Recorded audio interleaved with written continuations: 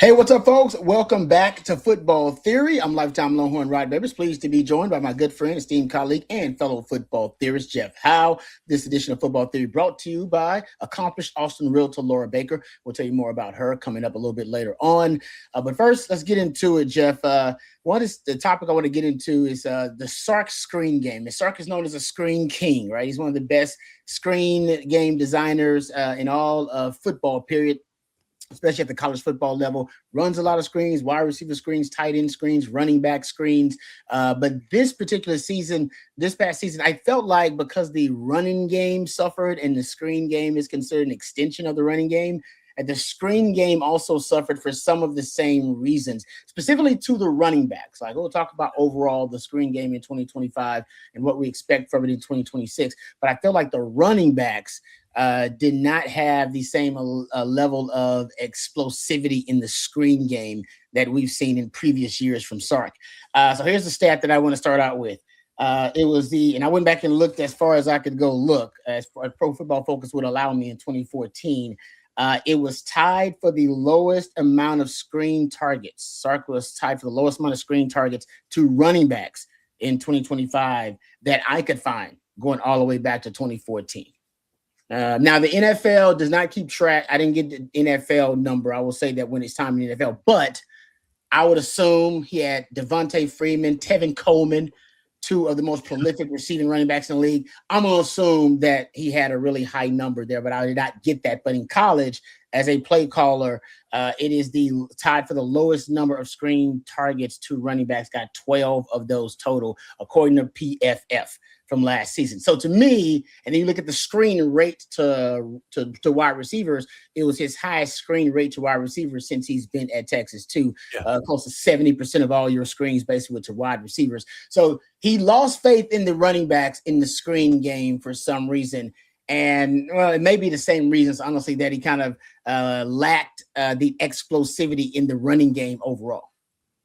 What I'm going to ask right now, Rod, is I'm going to ask the OTF fam and all our Football Theory listeners to get out your Football Theory bingo card. And I want you to mark the space where one of us talks about how important trust is to Sark. Also mark the space for a catchphrase that I'm fond of using, Rod, proven commodities. You look at the time Trey Wisner was out last year, or most of the year he wasn't healthy.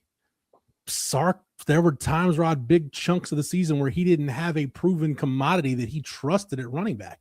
And I think it's, one thing that I went back and looked at, I know we're talking screen. I just wanted to look at, hey, what percentage of screens have Sark's quarterbacks thrown?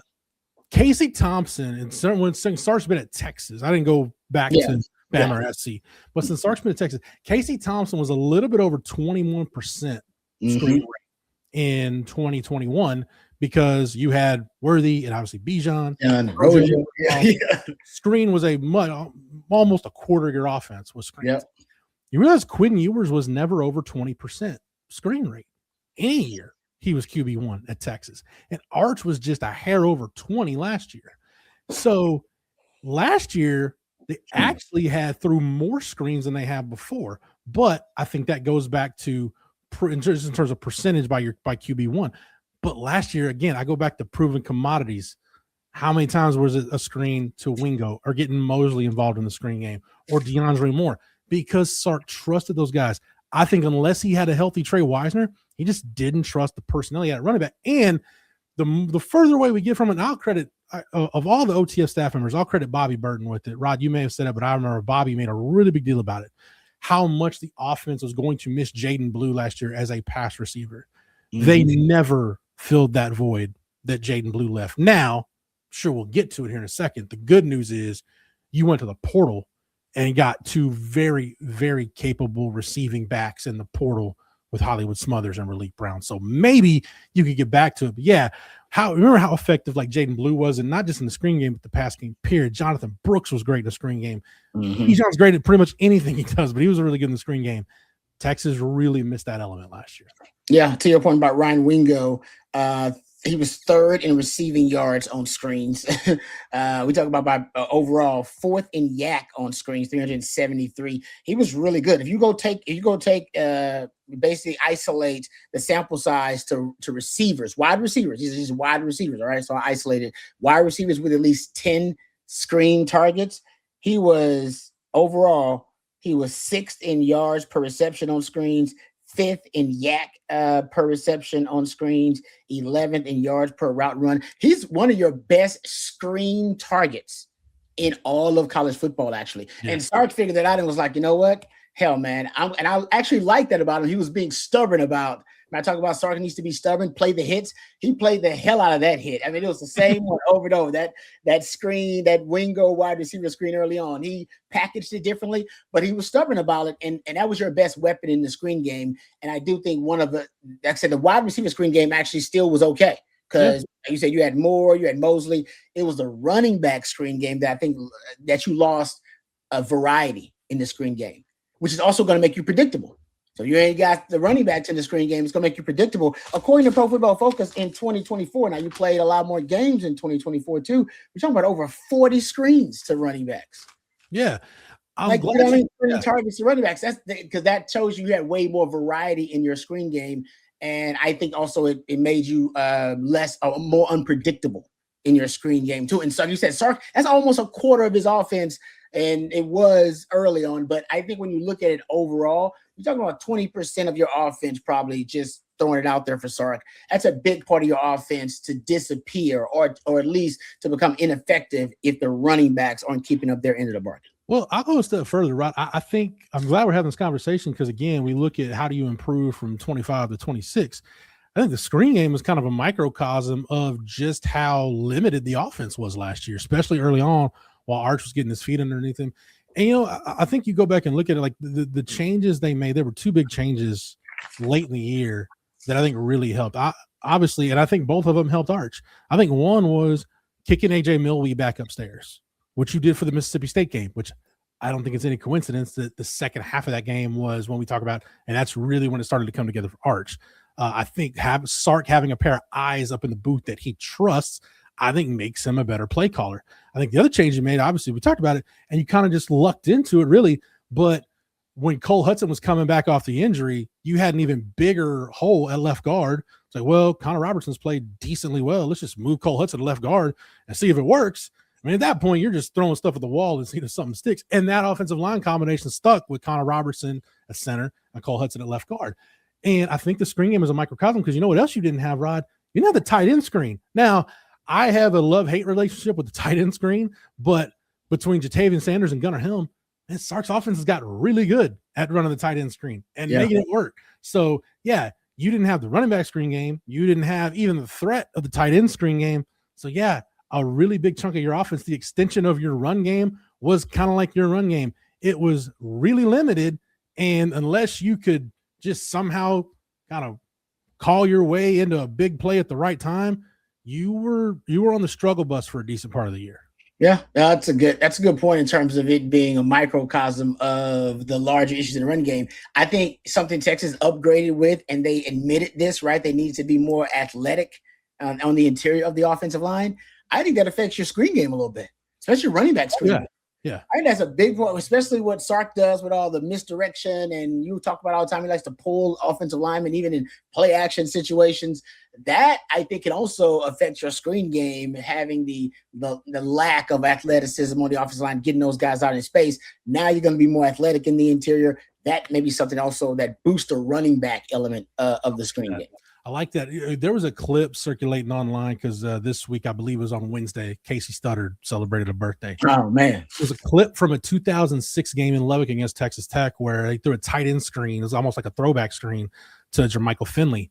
And you look at Casey kind of peel back and like he like hurdles the guy that's on the ground and like leading the way for J Mike. I'm like, I'm glad we're having this conversation because seeing that clip, I'm like, yeah, you can't have, and this is no disrespect to anybody, but like if you're going to run your screen game and pull guards as much as you do, especially your guards, you can pull tackles and centers, but as much as you pull your guards, you can't be slugs. Like, you gotta be quick. You gotta be quick-footed, and that's why I think some of that stuff started to work with a guy like Cole Hudson, who, man, say what you want about Cole Hudson, one of his better attributes is his feet, his ability to move, his athleticism, and that really helps you. It helps you in your wide zone run game because he can reach block. It helps you in your screen game because he can get out.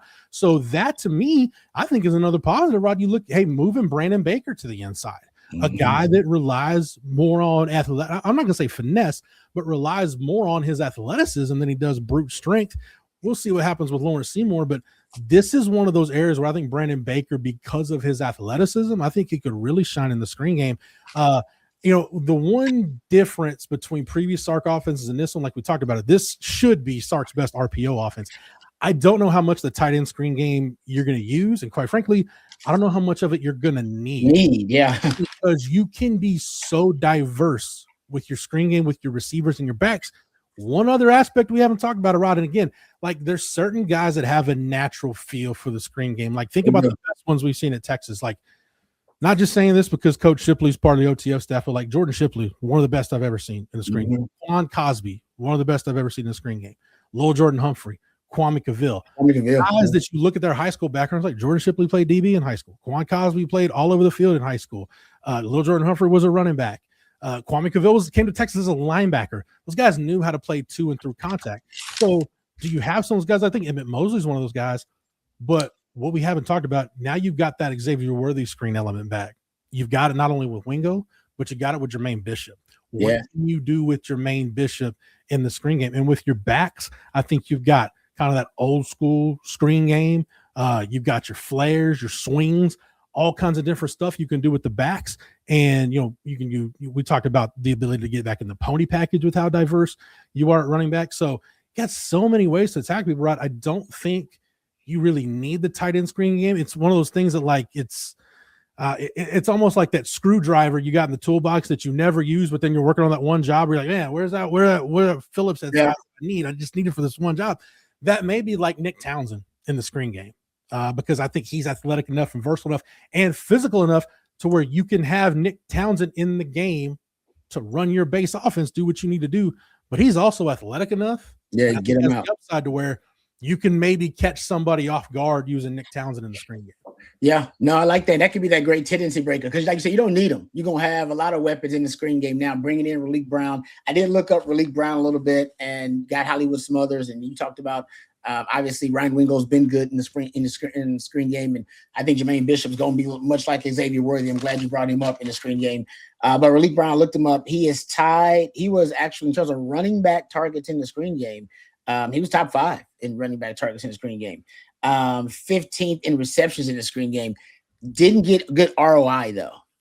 And I think putting better talent around him would get you more chunk yards for him and more yards per reception in the screen game, because that wasn't as impressive when I looked at it. So I do think there is potential for Raleek Brown and Hollywood Smothers in the screen game, but hasn't really been documented yet. But Sark is a whole different beast when it comes to the screen game. Just to give you Sark's numbers, since we're talking about screen game, you said he was right over 20%.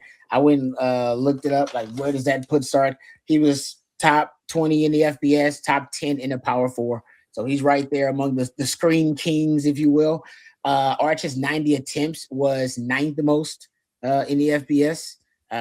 So he was top 10, his 90 attempts on screens. Here's the thing I looked at too, because I was talking to a friend of mine. I was like, I think smart teams and good offenses, good teams run a lot of screens. Not a lot of screens, but they have a higher than average rate of screens that they run. And there are exceptions to the rule, but for the most part. And so I looked up this stat. I looked up every team with at least because Sark is at 20%. That's pretty high. So I looked up every team with at least a 20% or higher screen rate. And then I looked at all the teams that have just single digit screen rate, because I believe the average is around 10 to 12%, somewhere around there.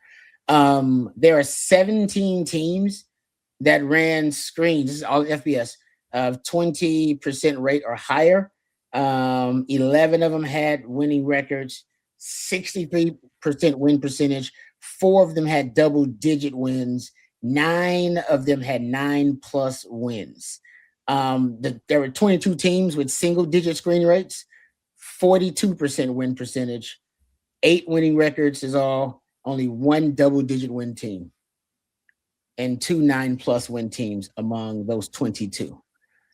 There is a big, you're talking about 20+ percentage points difference in win percentage for the teams who run arguably, 20%. Maybe that's excessive. You could say it's excessive. Maybe that's the case. And for the teams who have single digit screen rates, and the teams that run 20% or higher, it's a big difference in the win percentage. I do think that the better offenses, better teams, smarter offenses have higher screen rates. Sorry. Here's another name, Rod, as we get ready to wind this down, that I want to throw at you that, and we're in the process of unveiling slowly over the next few weeks our top 40 players at Texas in 2026. And Ryan Niblett was a guy that I struggled on where to rank him, right? Because on special teams, his value to this team is Ryan Niblett's special teams value outside of like Arch and Colin Simmons and a few select Trevor Gooseby. Like it's as valuable as any outside of those guys, as valuable as anybody else that does their job in any shape or form on a roster. But I struggle with to rank him because I don't know what his role is on offense. So can Sark utilize a screen game, getting back to having a really dynamic, diverse screen game? Is this where you can find a role for Ryan Niblett? And I'll give you the guy that I'm looking at, man. I'm looking at Keelan Robinson. Mm-hmm. Keelan Robinson over his last 2 years at Texas. And again, it's like, what do you define as a screen? To me, it's just any pass that's parallel or behind the line of scrimmage. Like to me, that's a screen because it could be a bubble, it could be a tunnel, it could be your traditional screen with a running back, whatever. Even like a swing pass, you can call it a screen. But to me, if you look at Keelan Robinson right over his last 2 years at Texas, 22 targets on screens, 21 catches, 166 yards, 2 touchdowns, 232 yards after the catch. Mm-hmm. So, yeah, Keelan Robinson found a role. Like, and that's what we talked about with Keelan early on. Like, special teams, like, we knew he was great, but, like, can he find a role on offense? And can he find a role on offense to where when you have him in the game, it's not predictable? To Sark's credit and to Keelan's credit, they were able to do that. Yeah. Last year, the problem with Ryan Niblett was when he was in the game, because of the offense was so limited, like there's only a handful of things they're going to do if Niblett's on the field. Mm-hmm. Can now you be diverse and dynamic enough, though, to when Niblett's on the field? Kind of like you talk about Nick Townsend, the defense doesn't have a real beat on what you're doing. Like, okay, he could get a handoff. He could be a decoy. Like, we don't know what they're going to do with Niblett. Can Ryan Niblett in 2026 be what Keelan Robinson was for this offense in 22 and 2023? That's my question to you, Rod. Can he be that guy? It is a great question because that's exactly what Keelan Robinson did, and it was sprinkled in to the offense, and it was almost the timing of it. I would say 80% of the time they got the timing right.